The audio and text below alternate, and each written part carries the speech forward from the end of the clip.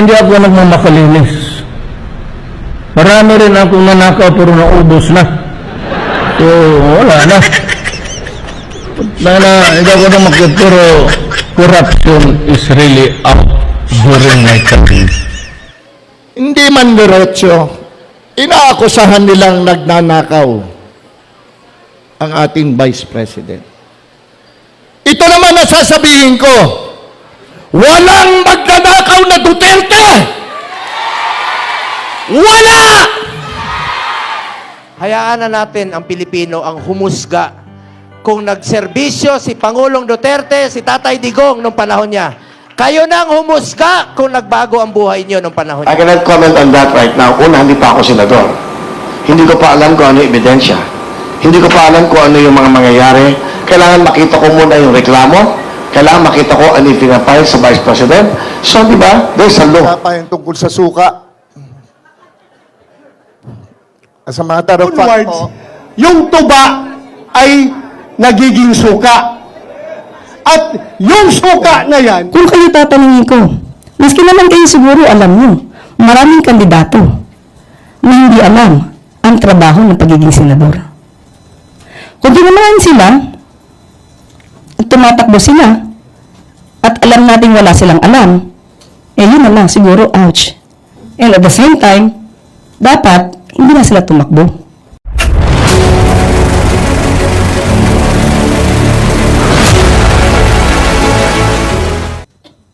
Good morning po, ma'am. Morning po. Po. Sabi niyo po kahapon ba yun nung unang harap niyo sa MPC, nalalabanan po natin ng fake news. Ayan, may mga sa post po ni former Senate President Juan Ponce Enrile, binabanggit niya yung mga fake news, yung mga kinakalat, lalo na sa SOCMED. Ano po? Hanggang saan po ba you will make patol dun sa mga fake news na sinasabi ninyo na ibinabato po ng mga kalaban ng administrasyon?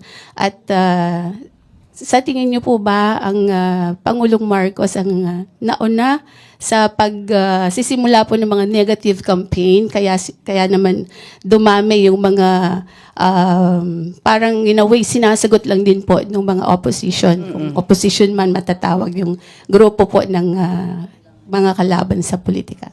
Unang-una po, thank you. Nice question. Unang-una po, ang sasagutin lang natin ay yung mga intriga na may sense. Kung wala naman, walang meaning, walang sense, hindi po natin to sasagutin. Okay? At patungkol po kung saan nauna ang Pangulo sa pagbabatikos, it's just part of the campaign propaganda. And wala naman po siyang pinatungkulan kung sino. Madami pong kandidato. Ang nagtataka lang po ulit tayo kung bakit may nag-aray. Hindi naman sila yung pinatutungkulan. Kumbaga, bato-bato sa langit, wag magalit. Bakit may nagalit? May tinamaan ba?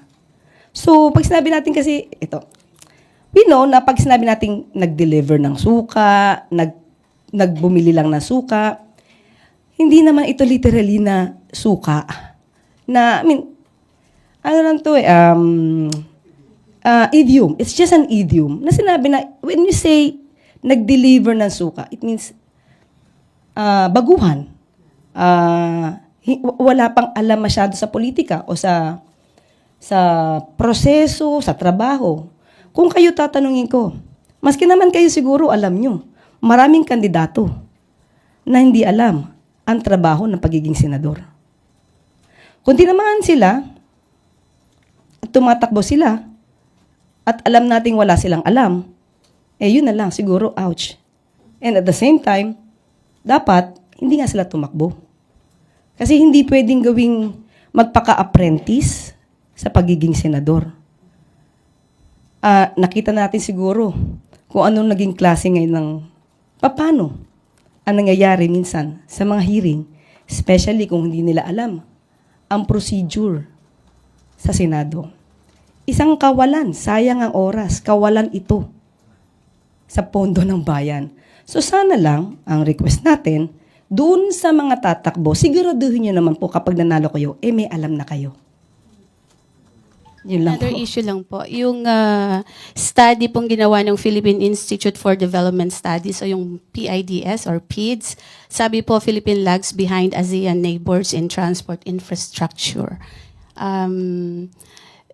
Sa tingin niyo po ba itong mga existing na mga transportation na infra projects at saka yung mga program ng mga concerned government agencies are not enough, hindi po nakakatulong para mas lalo pang mapaayos yung ating transportation system dito sa Pilipinas?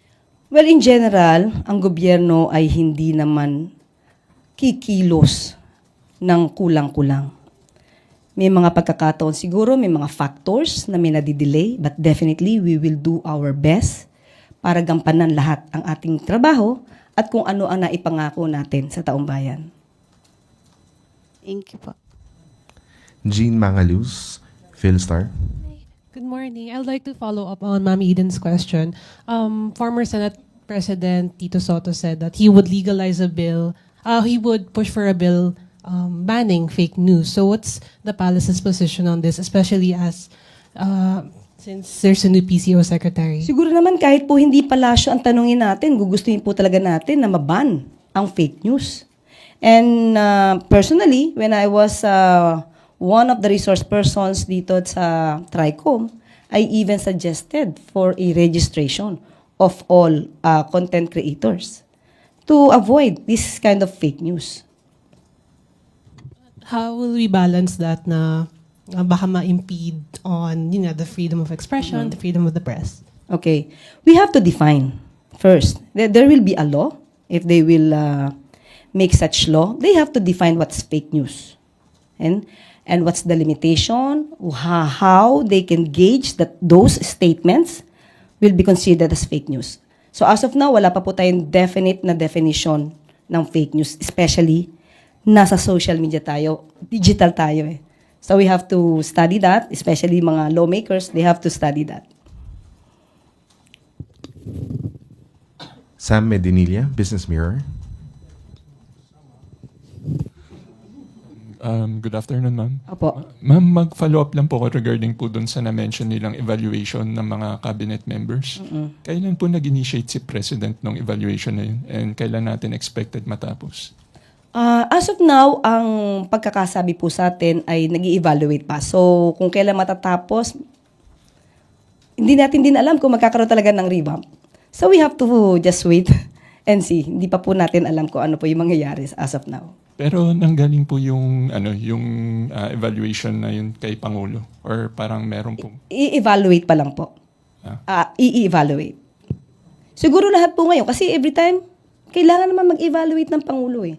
Kung kanyang mga secretaries, cabinet members are doing well for the government, for the people. So, pag nakita po ng Pangulo na, oops, mukhang hindi ito makakatulong, we have to find a new leader and it's for the people. Pero as of now, wala pa po talaga. Pero related po ba to dahil midterm na ni Pangulo? Or ginagawa niya to regularly every year? Pag lang po siguro may nakitang dapat na palitan. Ayun. Tapos, Or may mga nag-resign. May mga nagre-resign. We cannot do anything about that. tapos last question na lang po. Regarding po dun sa USAID, na-assess na po ba ng government yung total impact? Kasi previously na-mention ng NEDA na parang yung regarding lang sa mga initiatives at projects nila yung kaya nilang bigyan ng opinion. Yung pagdating po sa buong government, meron po ba tayong parang assessment na nung impact nung suspension ng USAID? Wala pa po tayong anumang reaksyon patungkol dyan. Pero the mere fact po na na-exempt po tayo at tayo po ay kumbaga hindi ma-freeze yung foreign aid sa atin, yun po, napakalaki na pong epekto nun para sa bansa natin sa tulong, yung mga tulong na ito. Thank you po. Pia Gutierrez, ABS-CBN. Hi, ma'am. Ma'am, follow-up lang dun sa evaluation. So, can we say na yung mga recent changes sa cabinet ng Pangulo ay a result of that evaluation? Okay. may mga leaders po, may mga cabinet members po kasi na nagre-resign. So, ang Pangulo po naman ay hindi naman po makakatanggi kung talaga pong gusto na ng isang cabinet member o ng secretary na like po, Secretary Cesar Chavez, voluntary po yung resignation niya, so wala po tayong magagawa kung hindi talaga maghanap ng kanyang kapalit. So, ganun lang po yung nangyayari. Pero sabi nga po natin, as of now, kung ini-evaluate pa ang kung sino ang papalitan or kung may papalitan, wala pa po tayo nadidinig. Nag-i-evaluate pa lang po. It's just normal for the President. Speaking po ng changes sa PCO, what other changes can we expect pagdating po sa leadership ng PCO? Nabanggit po kahapon si Transportation Secretary Vince Dizon ask yung mga USECs to submit courtesy resignation. Meron na po bang ganung klaseng order si Secretary J. Ruiz? As of now, wala pa po tayo natanggap, but nagkaroon na po ng meeting at sinabi niya po talaga na magkakaroon ng pagbabago. At maaaring may ma-retain, maaaring may mawala. So, hintayin po natin kung ano yung magiging order ni Sec. J. Ruiz.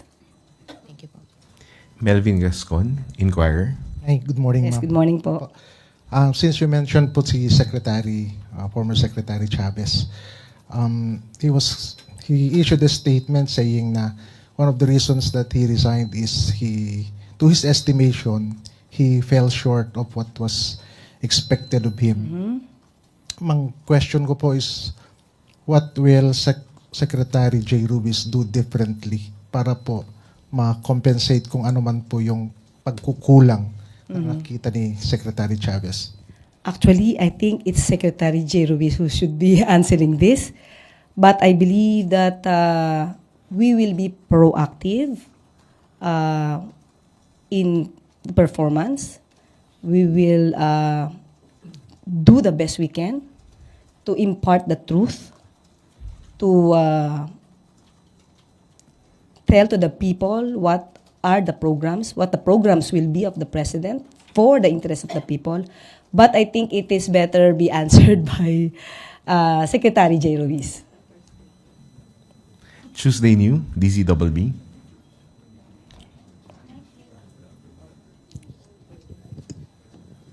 Good morning, ma'am. Morning po. Naobserbahan po namin na 3 years ang Marcos administration so far, pero 4 na po yung secretaries natin na umupo sa Presidential Communications Office. Ano po kaya ang hinahanap ba ni Presidente na leader ng PCO at hindi nasasatisfy yung kanyang requirements para doon sa position kung meron man siyang gusto talagang standard para sa PCO? Hindi ko po masasabing hindi naman nasasatisfy ang Pangulo sa mga napili niyang liderato, mga leaders. Most probably, and actually I cannot speak for other cabinet members or other secretaries na nag-lead ng PCO. Maybe sa sarili nila, katulad ni sabi niyo nga po ni Secretary Cesar Chavez, feeling niya na hindi niya nagampan ng mabuti or may kakulangan. But as far as the President is concerned, we believe that he is not complaining.